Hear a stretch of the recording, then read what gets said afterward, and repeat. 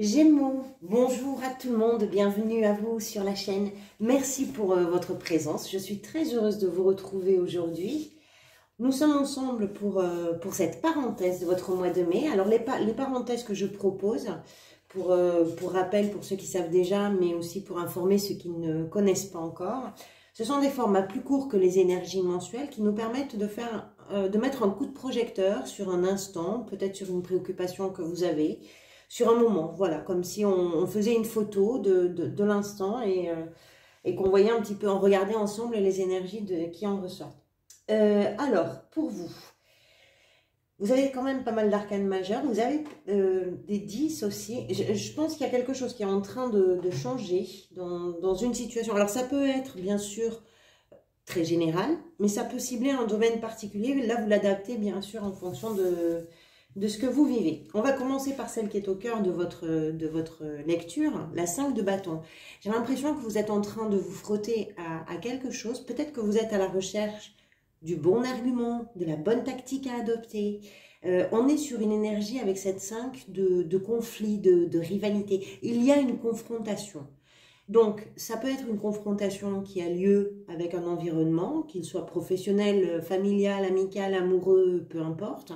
Soit c'est à l'intérieur de vous que les choses se passent et vous êtes en plein questionnement. Vous avez besoin peut-être de vous imposer dans quelque chose, besoin de marquer votre façon de penser, votre territoire, je ne sais pas quoi. Vous avez envie, je pense, de faire avancer une situation, quelle qu'elle soit, peut-être juste une réflexion, hein, c'est possible, c'est pas toujours des choses extraordinaires, hein. Il y a une instabilité si vous voulez, mais c'est simplement peut-être un moment où vous êtes en plein questionnement. Mais vous êtes en questionnement par rapport à quelque chose qui vous permettrait de vous sentir plus libre et plus serein aussi. Et vous êtes vraiment au cœur là de cette instabilité, vous êtes en train de chercher une issue. Quel que soit le domaine, quel que soit ce qui est concerné. L'énergie qui va venir vous aider par rapport à ça, c'est l'énergie du chariot, qui nous indique que c'est sans doute en faisant bouger un petit peu les choses que vous allez pouvoir trouver soit une ouverture, soit faire un progrès, soit aller vers une réussite. Vous savez, quand c'est bien emmêlé, ben parfois, il suffit d'aller faire un petit tour pour que les choses puissent s'apaiser, s'éclaircir aussi. Ce qu'il y a avec ces deux cartes qui ressort quand même, c'est que vous avez beaucoup d'énergie. Là, vous vous sentez prête ou prêt à batailler pour ce qui vous semble important à défendre. Vous êtes capable de mettre en route ce qui peut l'être ou ce qui doit l'être, hein, peut-être, pour que tout ce bruit soit du monde, soit intérieur, puisse se taire un petit peu.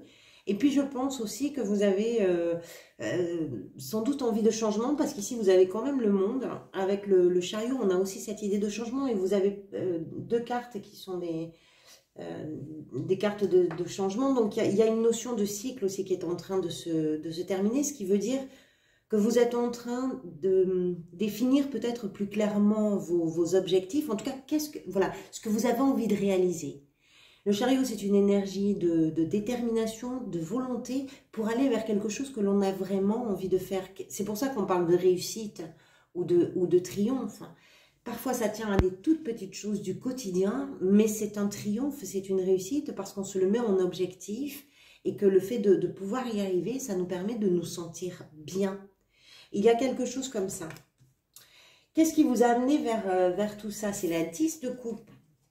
Déjà, c'est une 10. Comme je vous disais, on est sur une fin de cycle. Alors, pour certains d'entre vous, il y a peut-être eu une période qui a été très heureuse, très harmonieuse, qui était synonyme d'une stabilité, d'une sécurité, quelque chose d'heureux qui s'est terminé. Voilà, ce qui fait qu'aujourd'hui, puisque cette période-là est terminée, bah, effectivement, vous devez faire quelque chose pour vous imposer, et puis peut-être pour retrouver d'ailleurs le calme et la sérénité de cette situation. Pour certains d'entre vous, ça, là, ce qui est en train de se discuter peut-être, ce sont des conflits familiaux, parce que dans cette carte, on a la notion de famille. Donc ça peut correspondre à ça. Vous êtes peut-être en train de gérer des conflits familiaux. Ça peut représenter aussi une période durant laquelle bah, vous vous sentiez juste à côté. de là où vous avez envie d'être, quel que soit le domaine. Ça peut être en amour, ça peut être au travail, mais vous aviez peut-être l'impression de ne pas être aligné sur vos valeurs, sur vos rêves, sur vos idéaux. Vous voyez, on a plusieurs cas de figure qui sont possibles. Quel que soit le cas de figure qui vous concerne, vous avez quelque chose qui vous donne cette énergie, cette niaque, j'ai envie de dire, pour défendre justement vos idées, pour défendre vos choix, vos projets, ou je ne sais pas ce que vous avez à défendre, mais on voit bien que vous avez quelque chose à défendre. Alors, ce que vous désirez le plus, c'est le diable. Clairement, pour moi, par rapport à ce tirage, ce que vous voulez, c'est vous libérer de toutes ces tensions parce que vous avez envie de changement, vous avez envie d'avoir la tête au repos, de pouvoir vous projeter différemment. Le diable, c'est ce qui nous empêche d'avancer. L'énergie qui vous aide, c'est une énergie qui vous permet d'avancer. C'est un chariot. Le chariot, c'est effectivement un mouvement, un voyage, un déplacement, ce qui veut bien dire qu'on est sur un véhicule. Ça bloque, ça avance. Ce que vous voulez, c'est vous libérer de ça. C'est vous libérer de ce qui a une emprise sur vous, quelle que soit la forme d'emprise. C'est vous libérer l'esprit, c'est ne plus vous concentrer que sur les choses qui vous paraissent véritablement importantes, nécessaires. C'est de ne pas vous faire de l'auto-sabotage, c'est de ne pas vous empêcher quoi que ce soit. C'est de vous sentir libre. Je pense que c'est ça que vous voulez le plus dans ce que vous êtes en train de traverser ou de vivre ou de questionner. Ça, c'est ce vers quoi vous allez. Donc là, j'ai deux cartes qui sont venues et ensuite, ici, on aura la dernière carte qui est la carte conseil du tarot. Vous avez la 9 d'épée et le monde. Alors, la 9 d'épée, tout d'abord, là, avec les épées, on est dans ce qui se passe dans la tête. On est vraiment dans le mental. Cette 9 représente ce qui nous angoisse. Ça représente ce qui vous tracasse, ce qui vous travaille. Je vous parlais de vous sentir libre. Vous êtes peut-être en train de vous battre pour vous libérer de toutes ces épées qui viennent vous piquer peut-être aussi la nuit pour vous empêcher de dormir parce que votre cerveau ne se met pas au repos, parce que vous pensez, vous réfléchissez, vous ressassez des choses qui ne sont pas forcément agréables. On est sur une 9, c'est-à-dire que vous n'êtes pas loin de quoi ? Forcément, d'un grand changement. Le monde, c'est le dernier des arcanes majeurs, ce qui veut dire qu'à partir de là, tout peut démarrer différemment, tout peut redémarrer différemment.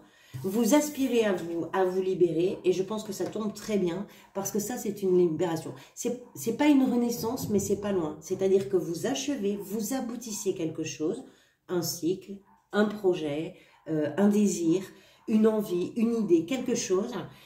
Vous la menez à son terme, même s'il vous en coûte un petit peu, parce que la mener à son terme, c'est peut-être aussi passer par des moments qui ne sont pas forcément confortables dans la tête, mais ça va vous permettre du changement.